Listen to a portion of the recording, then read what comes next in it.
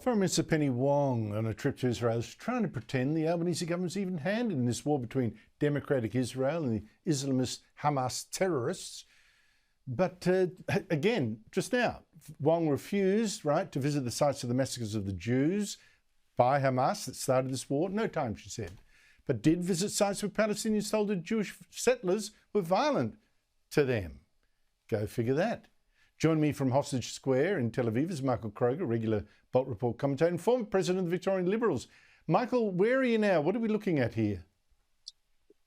So I am in Hostage Square in central Tel Aviv. This is a mock tunnel set up by the families of the Jewish hostages and ex-hostages based on the testimony of those that have been released as to what they look like. Concrete and metal, hundreds of miles of these tunnels that they've discovered. And people can visit and just see what the conditions are like. And I'm just going to turn the camera around, Andrew, if we can, just to show you the rest of Hostage Square, where the families have set up tables, the chairs, and there's very large numbers of people coming here during the day to express their sympathy with the families of the hostages, Andrew.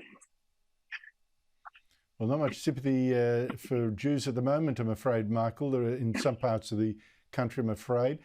We've got to remember, of course, tunnels like that, there's 500 kilometres of them under Gaza, built by the terrorists to hide from bombs and all that kind of stuff, built with the help, in part, of aid money. And Penny Wong's just given $21 million extra of aid to Palestinian efforts, including UNRWA, the United agency that works over there. What do you make of that? So, Andrew, Penny Wong's made a complete fool of herself. I mean, what they've worked out here is if you work out how much concrete's needed for those tunnels and how much metal's needed for 500 kilometres of tunnels, it's about 15 billion Australian dollars. 15 billion Australian dollars. Hamas have been in power just over 15 years. The Palestinian leadership in Gaza have stolen 1 billion Australian dollars a year from the international community and the UN. Never been accounted for. No one's ever said, where are you getting all this money from? They've stolen 1 billion Australian dollars a year, including, of course, from Australian taxpayers. So if Penny Wong thinks she's got any kind of, she said to the Palestinian leader in Ramallah the other day, "Oh, please make sure that our money, is not stolen." And he said, "Oh no, it won't be stolen." Oh, please, Andrew, this money will go straight to Hamas. Like the other $1 billion a year they've stolen from these dunces in the international community who think this aid is going to the UN, to the Palestinian people, to the children, to the hospitals, to the schools, to the needy.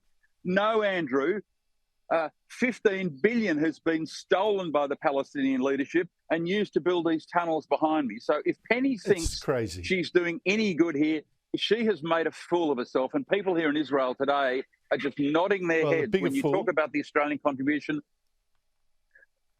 Yeah, well, Michael, let's not forget she was asking the Palestinian Prime Minister not to steal the money. In fact, they've got no control over what Hamas does in Gaza, so he can say all he likes. No. Wouldn't help anyway. Well, Hamas likes Thank you so much for all your effort this week. Hamas wants to kill them. Thanks, Andrew.